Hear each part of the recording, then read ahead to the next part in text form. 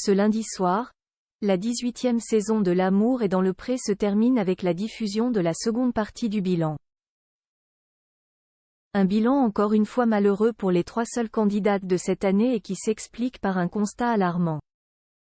La suite après la publicité. Après 12 semaines d'aventure diffusées sur M6, la 18e saison de L'amour est dans le pré termine sa course ce lundi 20 novembre.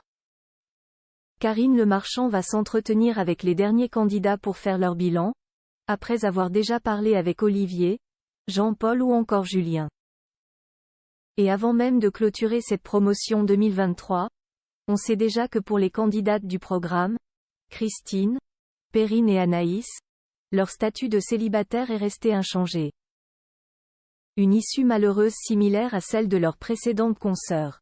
Car en effet, en 10 ans, seules 12 agricultrices sur 42 ont trouvé l'amour, rappelle Le Parisien.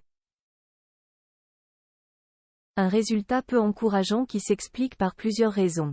En premier, leur profession qui est majoritairement masculine et qui réduit donc indéniablement le nombre de participantes à l'amour et dans le pré. Et parmi les 20% de femmes, il y en a beaucoup d'âgées, car elles ont repris l'exploitation de leur époux, précise François Purcègle, professeur en sociologie à l'Institut national polytechnique de Toulouse, spécialisé dans les mondes agricoles, à nos confrères.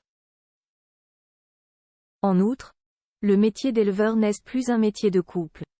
Et ainsi, 80% des agriculteurs ne vivent pas avec un conjoint qui travaille dans le même secteur et la possibilité de trouver son équivalent professionnel est faible. Autre obstacle qui freine les femmes à s'inscrire à l'émission, l'exposition médiatique. Il faut avoir des couilles pour y aller. Se voir à la télé, c'est quand même quelque chose pour une femme. Un homme, cela demande moins de préparation, tandis que nous, si nous voulons nous sentir bien, il faut se coiffer, se maquiller. Analyse Christine, laquelle a été victime de violentes critiques. Ce que l'on se prend sur les réseaux sociaux comme critique, c'est fou. Moi, on revenait tout le temps sur mes rides, souligne Christine.